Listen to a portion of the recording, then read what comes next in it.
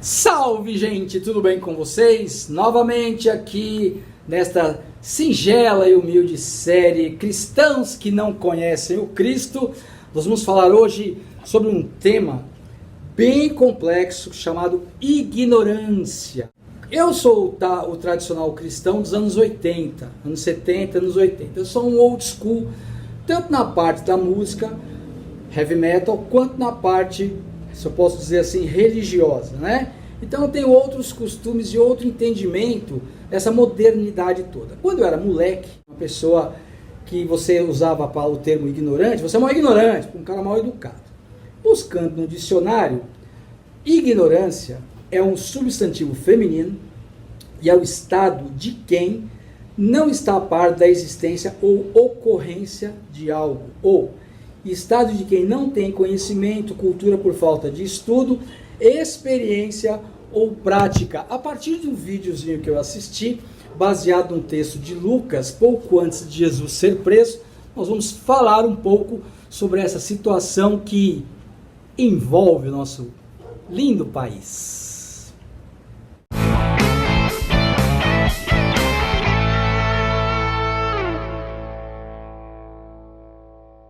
Posso falar que você é tenente R2 do Exército? Pode também? falar, presidente. Muita honra. Tenente Infantaria, R2 do Exército, infantaria.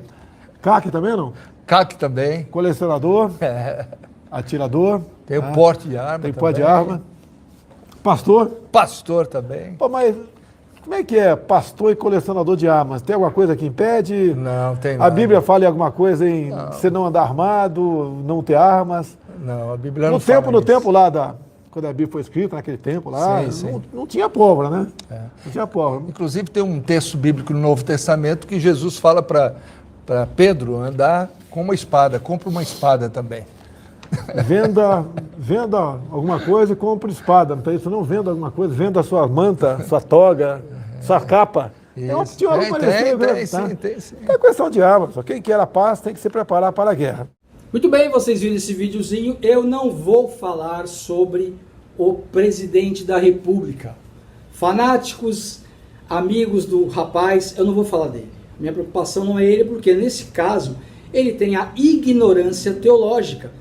Toda a fala dele, não tem aquele texto, não tinha pólvora, como é que era? É claro, de uma pessoa que não tem um conhecimento bíblico, que não lê a Bíblia direito, que não estuda a palavra de Deus e não sabe nem o que está acontecendo. Pega lá os textos soltos e vai arquitetando a sua doutrina para a doutrinação das pessoas que não querem usar a mente. Isso é uma coisa muito complicada.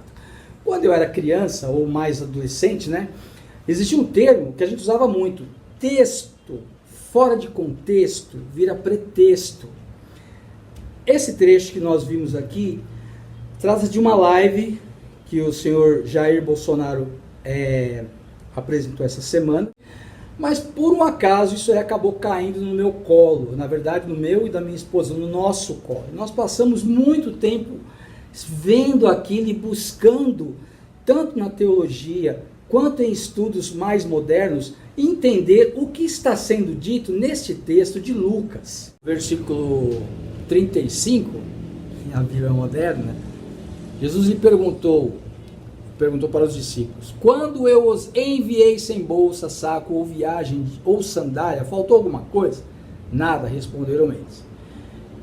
Ele lhes disse: mas agora se vocês têm bolsa, levem-na, e também o saco de viagem, e se não têm espada, vendam a sua capa e comprem uma. Está escrito: e ele foi contado com os transgressores, e eu digo que isso precisa cumprir-se em mim. Sim, o que está escrito ao meu respeito está para se cumprir. Vamos parar aqui, versículo 37. Aí nós vamos aqui, quando eu falei para vocês que eu era um cara old school, eu tenho uma brincadeira aqui, ó, gosto muito. Vamos lá para Isaías. É que não dá para ficar carregando para todo lado, né, esse livrão aqui. Então já tem no celular, já está na palma da mão. Texto de Isaías 53, 12 diz assim: pelo que lhe darei uma porção entre os poderosos, e com os fortes repartirá a ele o despojo. Pois derramou a sua alma na morte, e foi contado com os transgressores. Pois ele levou sobre si o pecado de muito, e pela transgressão dessas pessoas intercedeu. Então ele estava citando aqui um texto de Isaías. Ele foi contado com os transgressores, pois está escrito, e isso para que se cumprisse a escritura de Isaías, que tem várias escrituras. Os discípulos disseram: vê, Senhor, temos aqui 2 espadas. É o suficiente, respondeu.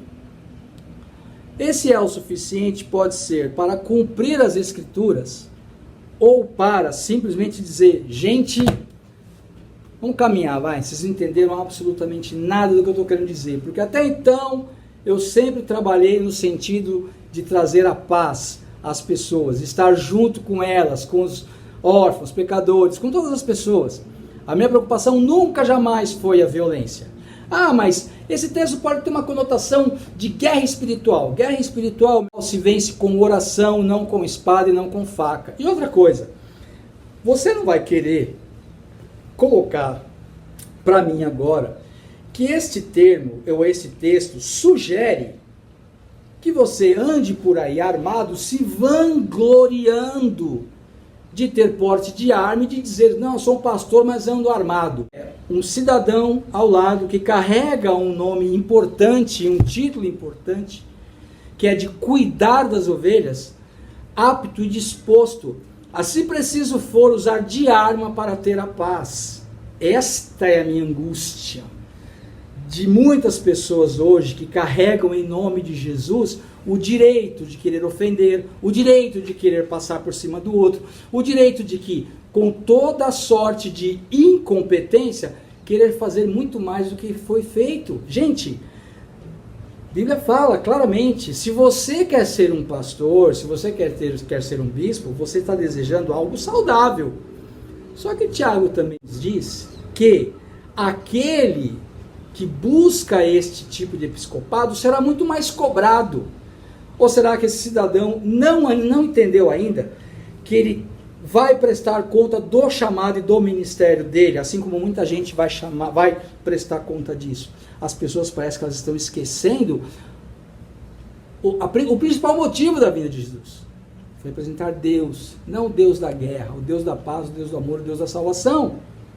E aí a gente segue também pensando: ah, mas tem que ver o lado dos discípulos. Sim, eles eram chucros no início de uma era onde tudo se resolvia na base da porrada, e era importante sim ter uma espada, ter uma faca, ter qualquer objeto para se defender. Afinal de contas, eles dormiam no relento, eles dormiam em lugares perigosos. Ou você acha que só assistindo série no Netflix, confortavelmente sentado no seu sofá, você vai ver aquilo e vai dizer: nossa, eu jamais viveria num lugar assim, ou jamais viveria num ambiente assim? Eu vivi as duas fases. Eu vivi também sem Wi-Fi, consegui viver muito bem. Mas eu tenho desconfiança que muita gente hoje em dia, se o Wi-Fi acabar no planeta, simplesmente vai começar a ter um surto de suicídio nunca visto nesse mundo. Mas seguindo, vamos lá.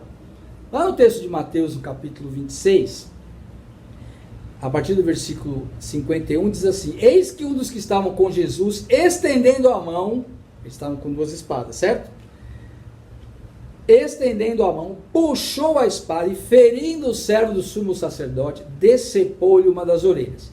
Mas Jesus lhe ordenou: embainha a tua espada, pois todos os que lançam mão da espada, pela espada, morrerão. Ou, imaginas tu que eu, Jesus, neste momento, não poderia orar a meu Pai, e Ele colocaria à minha disposição mais de 12 legiões de anjos? Entretanto, como estão se cumprindo as escrituras que afirmam que tudo deve acontecer desta maneira, e ele também seria encontrado entre os malfeitores. Naquele momento, os discípulos tão bacanas de Jesus eram os transgressores, da qual Isaías fala. Então o quadro teatral estava completo. Em algumas traduções, lá no finalzinho do texto de Lucas, Jesus diz: basta. Alguns intérpretes entendem que esse basta é assim: não, 2 está ótimo, a gente poder fazer uma revolução e segurar o rojão com os sacerdotes e com os guardas.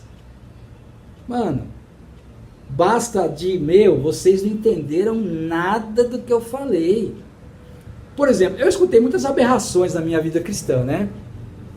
Muitas aberrações. Uma das aberrações que eu escutei, justificando uma pessoa famosa nos anos 90, dentro do cenário evangélico, principalmente neopentecostal, um cara dando uma entrevista, um empresário muito rico em São Paulo, deu a seguinte declaração: como assim as pessoas não querem que o apóstolo tenha seguranças? Jesus tinha 12 com eles. Eu falei, nossa, cara, se esses caras eram seguranças de Jesus que fugiram, que deram linha, que traiu, eu não quero segurança não, eu quero andar sozinho. E eu tenho uma série de amigos, gente que eu admiro, que não tem nenhum vínculo zero com qualquer coisa relacionada à religião. E eles me falam, o Claudinho é pastor. Mas eu nunca reivindiquei isso para mim. Eu passei muito tempo da minha vida com pessoas que diziam, não, você tem que chamar ele de bispo, não, você tem que chamar ele de apóstolo, não, você tem que chamar ele de reverendo. Eu não vou chamar pessoas que envergonham o nome de Cristo de títulos tão importantes. Por isso que para mim o rapaz ali, ministro da educação, que estava do lado do então senhor presidente da República, Jair Bolsonaro, que é um ignorante nas coisas relacionadas à palavra de Deus, pode simplesmente encher a boca e dizer, não, é verdade, o Novo Testamento fala lá que a gente tem que andar armado mesmo, porque Jesus falou para as pessoas ficarem armadas. Jesus não falou para ninguém ficar armado. Ele está dando uma situação em que era importante naquele momento que as pessoas estivessem preparadas para o pior, mas também para que se cumprisse o texto de Isaías, e não para sair de espada atacando todo mundo, usando a arma, usando a guerra, usando a pólvora, para disseminar a violência. Me fale, como que você tem coragem de ir, quer dizer, mais ou menos, né? Não sei se está vendo live, se você já abriu a sua comunidade para fazer reunião presencial no meio da pandemia que não acaba, pelo menos esse ano. Como é que você tem coragem de cantar, eu quero voltar ao primeiro amor? Como você tem coragem de cantar uma música dessa? Como você tem coragem de dizer para as pessoas amar o seu irmão, amar o seu próximo? Como que você ousa usar este livro aqui, ó, sagrado, para colocar a sua vontade em voga? Preste atenção, ou você honra o nome de Jesus, ou você para de fazer reunião na sua igreja, no seu computador, no seu celular. Pare de ser hipócrita com a fé que você diz ter. E ame. E tenha apenas um Deus. E não divida a casa do Senhor por causa de uma pessoa. Porque o que temos visto hoje em dia, além da ignorância teológica de muitos evangélicos, é uma aceitação absurda de que sem o amor, mas com a violência, nós vamos conseguir mudar as coisas. Que é algo que Jesus nunca pregou e nunca manifestou e nunca propôs dentro do seu ministério. Então você tem que entender o que está sendo escrito, o que está sendo falado. Ou você entende, ou você vai continuar nessa sua vida medíocre, achando que todas as besteiras que forem faladas por alguém que vai passar é a verdade, sendo que Jesus nunca pregou isso, tá? Espero que você pelo menos pense, pode não gostar, mas pelo menos pense no tipo de cristianismo que você quer viver a partir daqui.